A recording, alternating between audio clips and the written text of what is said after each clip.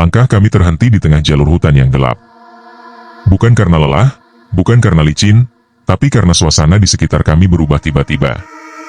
Angin yang sejak tadi menemani pendakian mendadak hilang. Daun-daun berhenti bergerak. Hutan menjadi sunyi dengan cara yang tidak wajar. Sunyi yang terasa menekan dada.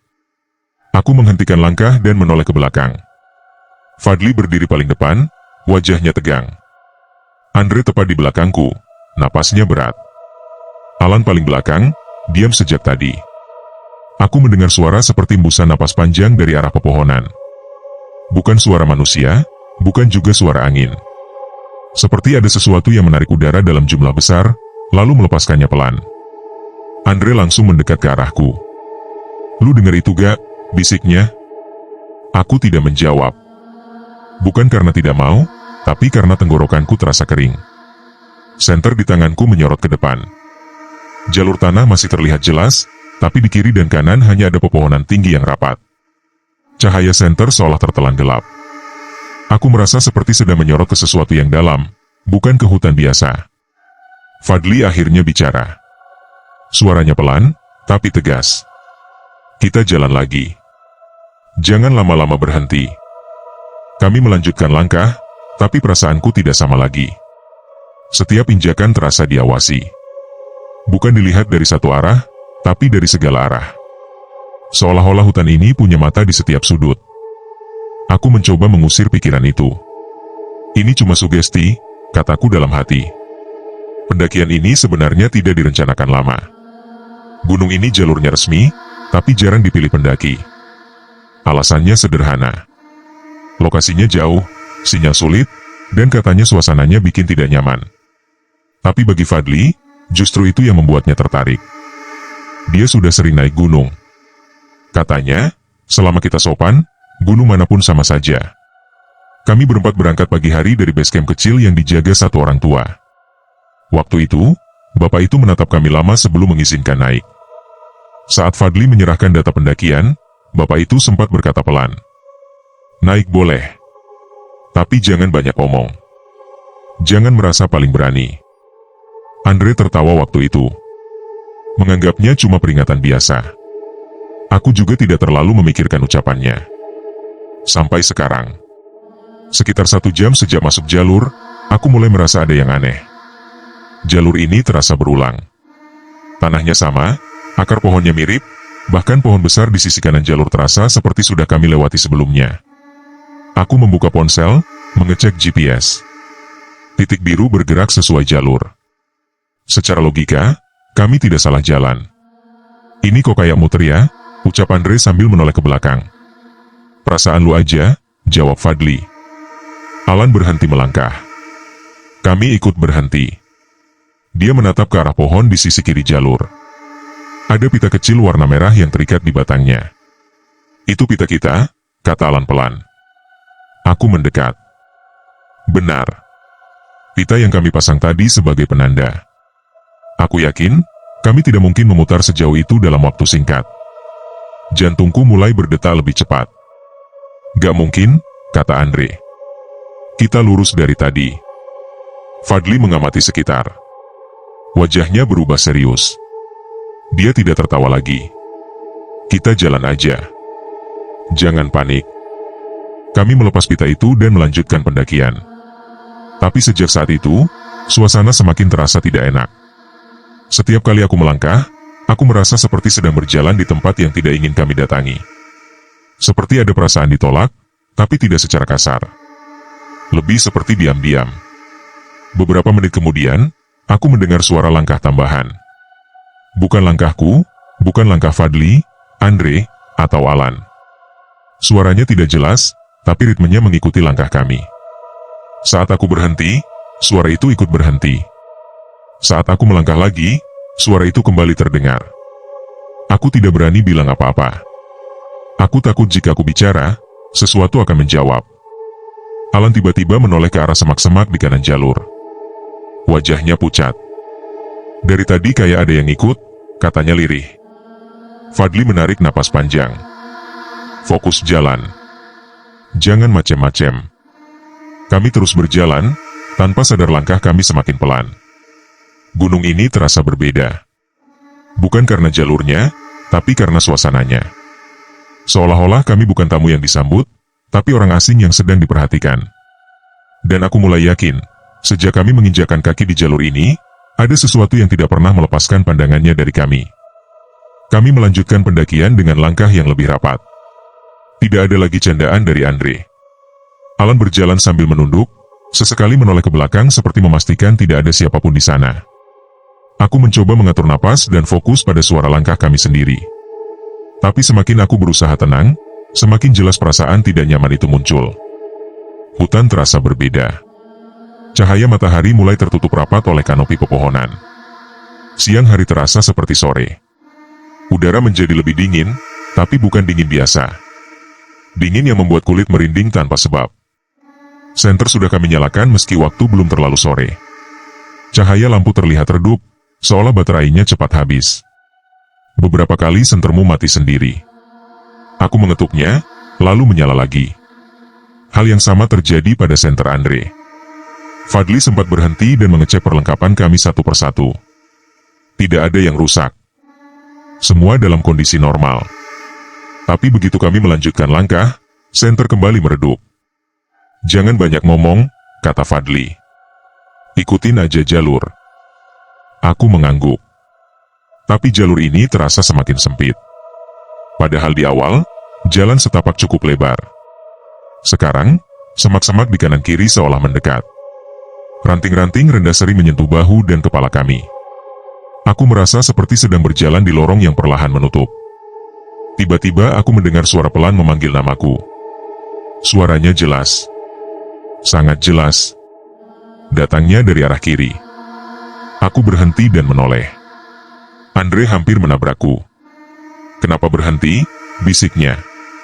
Aku ingin menjawab, tapi suara itu terdengar lagi. Kali ini lebih dekat. Seperti dari balik semak. Aku menyorotkan senter ke arah sana. Tidak ada siapapun. Hanya daun dan batang kecil yang bergoyang pelan. Padahal tidak ada angin. Lu denger gak? Ucapku pelan. Andre menggeleng cepat. Wajahnya tegang. Alan berdiri kaku. Dia menatap ke arah yang sama denganku. Bibirnya bergetar. Aku dengar, katanya pelan. Bukan cuma satu. Fadli langsung memotong. Jangan ditanggapi. Jalan. Kami berjalan lagi. Tapi sejak saat itu, suara-suara aneh mulai sering terdengar. Kadang seperti bisikan. Kadang seperti orang berjalan di atas daun kering. Kadang seperti ada yang memukul batang pohon pelan. Semuanya terdengar samar, tapi cukup jelas untuk membuat kami tidak nyaman. Alan tiba-tiba berhenti lagi. Tangannya gemetar. Aku gak enak dari tadi. Kayak ada yang marah. Marah kenapa? Kata Andre dengan suara tertahan. Alan menggeleng. Gak tahu. Tapi rasanya kita salah. Fadli terdiam beberapa detik. Lalu dia berkata pelan, kita minta izin. Kami berhenti. Fadli berdiri menghadap ke depan jalur. Dengan suara pelan dan tenang, dia mengucapkan permisi. Tidak berlebihan. Tidak keras. Setelah itu, suasana berubah. Hutan terasa lebih tenang. Suara-suara tadi menghilang. Jalur terasa sedikit lebih terang. Kami melanjutkan perjalanan. Anehnya, langkah kami terasa lebih ringan. Seolah jalur ini kembali normal. Tapi perasaanku tidak benar-benar tenang. Aku justru merasa seperti sedang diberi kesempatan, bukan benar-benar diterima. Sekitar 15 menit berjalan, Andre yang dari tadi di belakangku tiba-tiba mengumpat pelan. Aku menoleh. Andre tidak ada di belakangku. Aku langsung berhenti. Alan juga berhenti. Fadli yang di depan menoleh ke belakang. Andre mana? Ucap Fadli. Kami saling berpandangan. Tidak ada suara. Tidak ada langkah. Tidak ada jawaban. Hanya hutan yang kembali sunyi. Sunyi yang sama seperti saat awal kami berhenti tadi. Aku memanggil namanya. Tidak ada jawaban. Aku memanggil lebih keras. Masih tidak ada. Alan mulai panik. Napasnya memburu. Tangannya dingin saat memegang lenganku. Lalu, dari arah yang salah, dari balik jalur di depan kami, terdengar suara Andre. "Aku di sini." Suaranya terdengar sangat dekat. Terlalu dekat. Seolah dia berdiri tepat di belakang kami. Tapi saat kami menoleh, tidak ada siapapun di sana. Kami berdiri terpaku. Tidak ada satupun dari kami yang berani bergerak setelah suara Andre terdengar dari arah yang tidak masuk akal. Jalur di depan kosong. Jalur di belakang juga kosong. Tapi suara itu barusan jelas. Bukan gema. Bukan hayalan. Suaranya persis Andre. Nada bicaranya sama. Cara mengucapkannya juga sama. Fadli mengangkat tangannya, memberi isyarat agar kami diam. Wajahnya tegang. Keringat terlihat di pelipisnya meski udara dingin. Aku bisa mendengar napasku sendiri. Pelan tapi berat. Alan berdiri di sampingku. Tubuhnya gemetar kecil. "Jangan jawab," kata Fadli sangat pelan. "Siapapun itu." Beberapa detik berlalu. Tidak ada suara lanjutan. Hutan kembali sunyi. Sunyi yang terasa seperti sedang menunggu reaksi kami. Aku menelan ludah.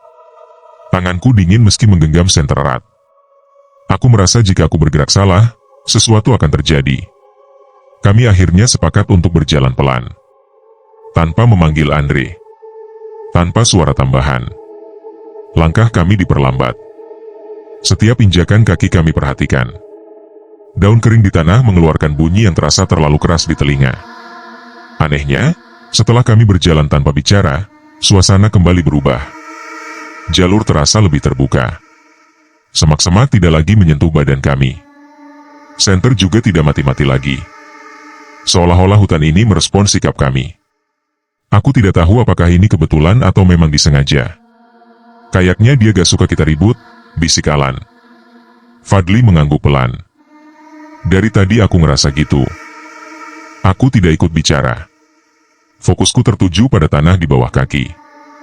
Tanahnya terasa aneh. Tidak keras, tidak juga lembek. Seperti ada lapisan halus yang memberi sedikit tekanan balik saat diinjak. Perasaan itu membuatku tidak nyaman. Beberapa menit berjalan, kabut mulai turun. Awalnya tipis, lalu semakin tebal. Jarak pandang menyempit. Aku hanya bisa melihat punggung Fadli di depanku. Alan di belakangku nyaris tidak terlihat jika aku tidak menoleh. Di tengah kabut itu, aku mendengar lagi suara langkah. Kali ini jelas dari arah samping. Tidak berusaha menyamai langkah kami. Justru seperti mengitari. Aku tidak berani menoleh. Aku takut jika melihat, aku akan melihat sesuatu yang tidak seharusnya kulihat. Alan tiba-tiba berbisik, tanahnya hangat. Aku menurunkan senter, menyorot ke bawah. Benar. Tanah terlihat sedikit beruap tipis. Bukan asap, tapi seperti embun yang naik. Aku merasakan hal yang sama. Hangat, tapi bukan panas. Fadli berhenti lagi. Dia menarik napas panjang. Kita gak naik lebih jauh. Kita cari tempat datar. Nunggu kabut turun. Kami mengangguk. Tidak ada yang membantah. Keputusan itu terasa tepat. Kami berjalan menyamping sedikit dari jalur dan menemukan area datar kecil di antara pepohonan. Tidak ada tanda-tanda bekas pendaki lain. Tidak ada sampah. Tidak ada bekas api unggun. Tempat itu terasa seperti tidak pernah didatangi siapapun. Kami duduk tanpa membuka tas. Tidak ada yang lapar. Tidak ada yang haus. Hanya rasa waspada yang semakin kuat. Kabut mengelilingi kami. Suara hutan terdengar pelan. Seperti bisikan jauh. Tiba-tiba, dari dalam kabut, terdengar suara Andre lagi. "Kalian jangan ke atas." Suaranya kali ini lebih datar. Tidak panik. Tidak bercanda. Seperti orang yang sudah menerima sesuatu. Alan langsung menutup mulutnya sendiri dengan tangan. Matanya membesar. Fadli berdiri. "Andre," ucapnya pelan tapi tegas. "Kalau lu beneran, muncul." Tidak ada jawaban.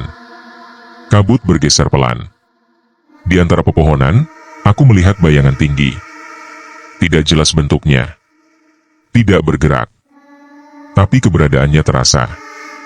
Dadaku sesak. Aku merasa seperti sedang ditatap. Alan berbisik dengan suara gemetar. Ini bukan cuma gunung. Bayangan itu perlahan menghilang bersama kabut. Suara hutan kembali seperti semula. Tapi sejak saat itu, aku sadar. Kami tidak lagi sekadar mendaki.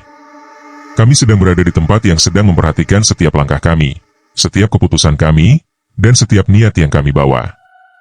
Kami memutuskan untuk bergerak lagi setelah kabut sedikit menipis. Tidak ada yang merasa benar-benar aman, tapi diam terlalu lama juga terasa tidak baik. Fadli berjalan paling depan. Aku di belakangnya. Alan di belakangku. Posisi Andre masih kosong. Kami tidak menyebut namanya lagi.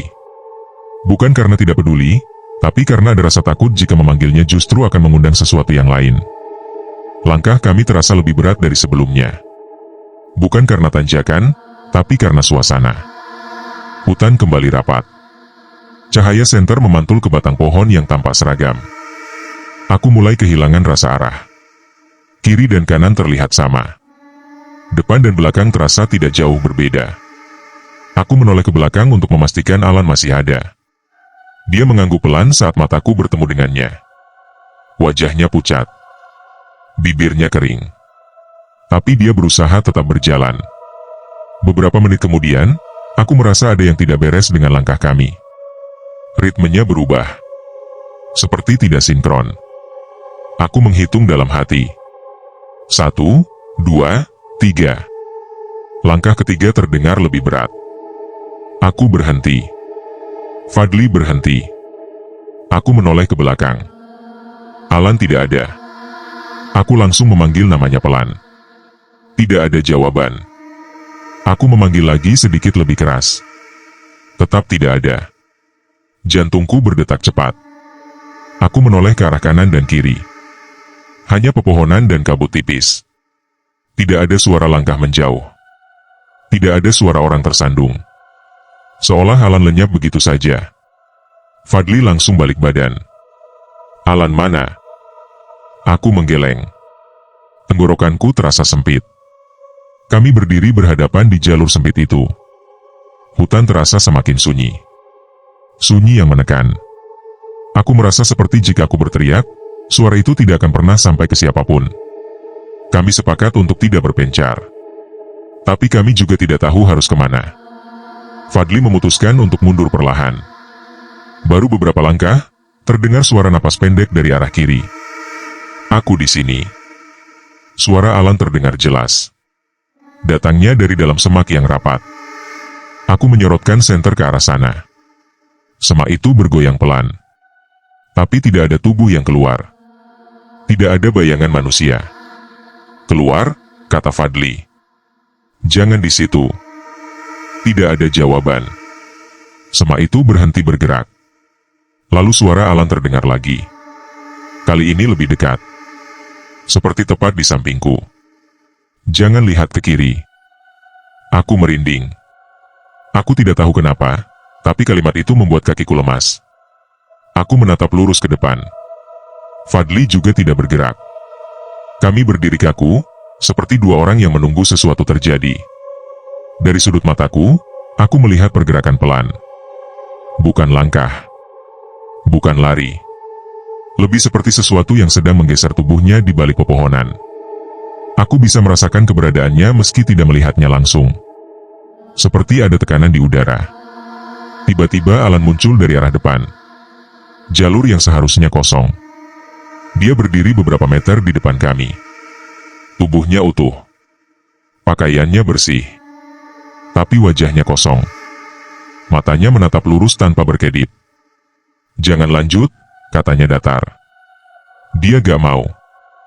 Fadli melangkah satu langkah mendekat. Siapa? Alan tidak menjawab. Dia hanya menggeleng pelan. Lalu, tanpa suara langkah, dia mundur ke arah kabut dan menghilang. Bukan berjalan. Bukan berlari. Seperti ditarik mundur oleh sesuatu yang tidak terlihat. Hutan kembali sunyi. Aku menelan ludah. Tanganku gemetar. Aku sadar sekarang, kami tidak lagi berjalan bersama sebagai satu kelompok.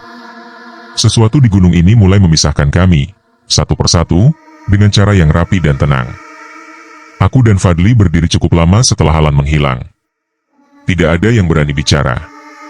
Suara hutan pelan kembali terdengar.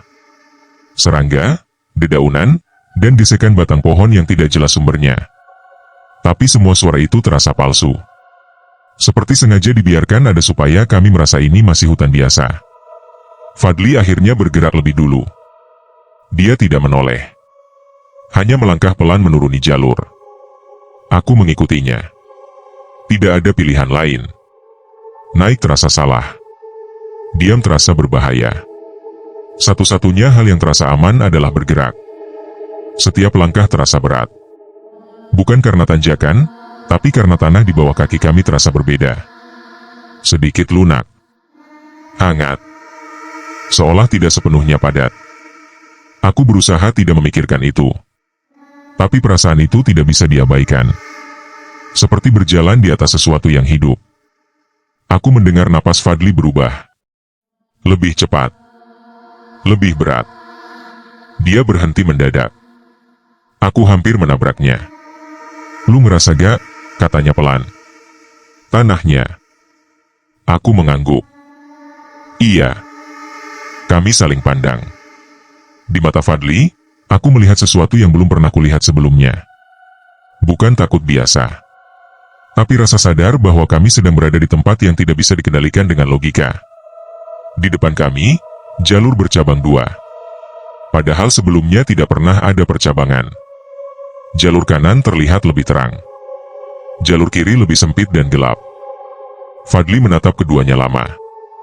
Dia menghela napas. Kita ambil kanan, katanya. Saat dia melangkah ke jalur kanan, terdengar suara berat dari arah hutan. Bukan teriakan. Bukan juga suara binatang. Lebih seperti suara gesekan besar yang dalam. Tanah di jalur kanan bergetar kecil. Daun-daun jatuh pelan. Fadli berhenti. Dia menoleh ke arahku. Ganti. Kami berbalik ke jalur kiri. Begitu kami melangkah, suara itu berhenti. Getaran menghilang. Hutan kembali tenang. Terlalu tenang. Aku merinding. Jelas sekali ini bukan kebetulan. Jalur ini dipilihkan untuk kami. Kami berjalan di jalur sempit itu. Pepohonan di kanan kiri terasa semakin dekat. Aku harus memiringkan badan beberapa kali agar tidak menyentuh batang. Senter hanya menerangi beberapa langkah ke depan. Selebihnya gelap. Tiba-tiba, dari arah belakang, terdengar suara Andre. Kali ini jelas. Tidak samar. Tidak jauh. Pelan-pelan. Aku hampir refleks menoleh, tapi aku menahan diri. Suara itu terdengar tenang. Seperti Andre yang biasa. Tapi aku tahu, Andre tidak mungkin ada di belakang kami. Napasku memburu. Aku menatap punggung Fadli. Dia tidak menoleh. Jangan ditanggapi, katanya tanpa melihat ke belakang. Suara itu terdengar lagi. Lebih dekat. Kalian salah jalan. Aku mulai berkeringat dingin. Tanganku gemetar memegang senter. Aku merasa jika aku menoleh, aku akan melihat sesuatu yang tidak akan pernah bisa kulupakan. Aku memilih menatap tanah. Beberapa langkah kemudian, suara itu berhenti. Digantikan oleh suara lain. Suara seperti napas besar yang teratur. Pelan. Dalam. Datangnya dari segala arah. Tanah di bawah kakiku terasa sedikit berdenyut. Sangat halus, tapi nyata. Aku berhenti. Kakiku terasa lemas. Fadli, bisikku. Ini bukan perasaan. Fadli mengangguk pelan. Gua tahu. Kami berdiri di tengah jalur sempit itu. Dikelilingi pepohonan. Kabut tipis kembali turun. Di antara kabut itu, aku melihat bentuk besar. Tidak jelas. Tidak punya wajah. Tapi bentuknya tinggi dan lebar. Seperti punggung sesuatu yang sedang membungkuk mengelilingi kami. Aku tidak bisa bergerak. Tubuhku kaku. Aku merasa sangat kecil. Tidak berarti. Seperti sedang berdiri di hadapan sesuatu yang jauh lebih tua dan lebih berkuasa dari apapun yang pernah ku kenal. Di saat itu, terdengar suara berat, sangat pelan, tapi jelas di kepalaku. Turun. Bukan perintah dengan marah, tapi keputusan. Aku tahu, jika kami melawan, kami tidak akan keluar dari gunung ini dengan utuh. Fadli langsung berbalik arah, menarik lenganku. Kami berlari menuruni jalur sempit itu. Tidak peduli ranting menyentuh wajah. Tidak peduli tanah licin. Kami hanya mengikuti satu arah. Turun. Turun. Turun. Di tengah lari itu, aku sempat melihat sekilas ke belakang. Kabut bergerak pelan. Jalur di belakang kami seperti menyempit. Seolah gunung ini sedang menutup dirinya sendiri. Kami terus berlari. Tanpa sadar. Tanpa hitungan waktu. Sampai akhirnya cahaya terlihat di depan. Lebih terang. Lebih terbuka. Kami keluar dari jalur hutan dan tiba di area base camp. Kami berhenti. Terengah. Tidak percaya. Saat aku menoleh ke belakang, jalur yang barusan kami lewati tidak terlihat. Seperti tidak pernah ada.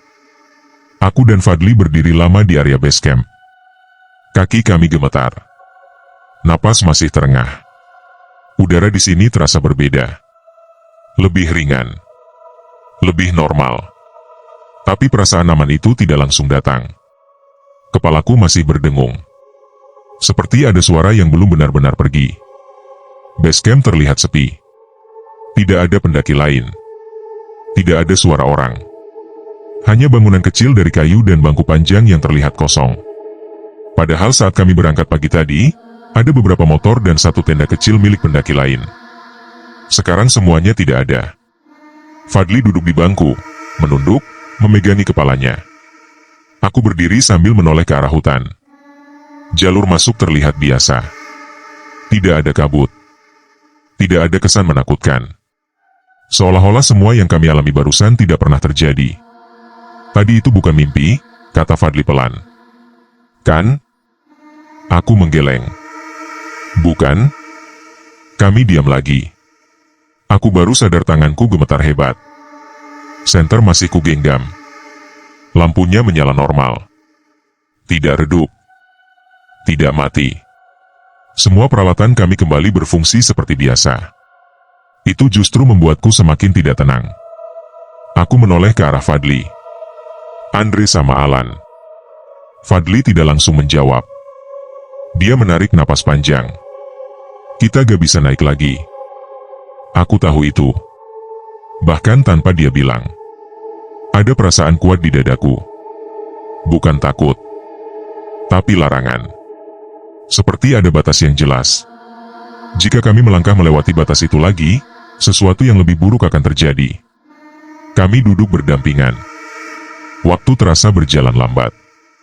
Tidak ada sinyal di ponsel. Jam tanganku menunjukkan waktu yang aneh. Seolah berhenti beberapa kali lalu berjalan lagi. Aku tidak tahu sudah berapa lama kami di sana. Beberapa menit kemudian, langkah kaki terdengar dari arah jalan setapak menuju base camp. Aku refleks berdiri. Tubuhku tegang. Dari balik pepohonan, muncul bapak penjaga base camp yang tadi pagi menerima kami. Wajahnya datar. Tatapannya tenang. Dia melihat kami berdua. Lalu menoleh ke belakang kami. Ke arah hutan. Tatapannya berhenti cukup lama di sana. Cuma berdua, katanya pelan. Fadli berdiri. Iya, Pak. Bapak itu mengangguk pelan. Tidak terlihat terkejut. Tidak bertanya panjang. Dia hanya berjalan ke bangku lain dan duduk. Ada yang dipanggil, katanya. Ada yang disuruh tinggal. Aku merinding. Pak maksudnya. Bapak itu mengangkat tangan. Saya gak nanya. Kalian juga jangan cerita ke saya. Dia menatapku. Tatapannya tajam, tapi tidak marah. Gunung ini gak jahat. Tapi dia tegas. Aku menunduk. Tenggorokanku terasa kering. Bayangan Andre dan Alan muncul di kepalaku. Suara mereka. Wajah mereka. Cara mereka menghilang. Dadaku sesak. Bapak itu berdiri dan berjalan ke papan data pendakian. Dia membuka buku catatan. Matanya menyusuri halaman. Lalu berhenti. "Kalian berangkat berempat," katanya. "Yang turun 2. Dia menutup buku itu perlahan. Tidak menuliskan apapun. Seolah angka itu tidak perlu dicatat. "Pulang aja," katanya. "Hari ini udah cukup." Aku dan Fadli mengambil tas kami. Tidak ada yang berbicara saat kami berjalan menjauh dari base camp. Saat aku menoleh sekali lagi ke arah gunung, aku merasakan hal yang sama seperti di dalam hutan tadi. Seperti ada sesuatu yang sedang memperhatikan. Dan kali ini, perasaan itu tidak marah. Tidak juga ramah. Hanya sadar bahwa kami masih ada. Perjalanan pulang terasa panjang meski jarak sebenarnya tidak jauh. Aku dan Fadli berjalan tanpa banyak bicara. Mesin motor menyala, tapi suaranya terdengar jauh di telingaku. Pikiranku masih tertinggal di jalur itu. Di kabut. Di suara yang memerintah kami turun. Di 2 nama yang tidak ikut kembali. Sesampainya di kota, kami berpisah tanpa janji bertemu lagi. Fadli hanya menepuk bahuku sekali sebelum pergi. Wajahnya terlihat lebih tua dari terakhir aku mengenalnya. Aku pulang ke rumah dengan tubuh lelah dan kepala penuh. Malam itu aku tidak langsung tidur. Aku duduk lama di kamar, menatap tas yang masih kotor tanah. Bau hutan masih menempel kuat. Saat akhirnya aku tertidur, mimpi itu datang. Aku kembali berada di jalur sempit. Kabut setinggi dada. Aku berjalan sendiri. Tidak ada Fadli. Tidak ada siapapun. Tanah di bawah kakiku hangat dan berdenyut pelan. Dari kejauhan, aku melihat 2 sosok berdiri membelakangi aku. Andre dan Alan. Mereka tidak bergerak. Aku memanggil nama mereka. Suaraku seperti tertelan. Saat aku mendekat, mereka berbalik. Wajah mereka datar.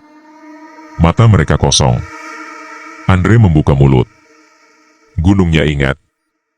Aku terbangun dengan napas terengah. Keringat membasahi punggung. Sejak malam itu, mimpi yang sama terus berulang. Tidak setiap hari, tapi cukup sering untuk membuatku takut tidur. Setiap kali mimpi itu datang, detailnya makin jelas.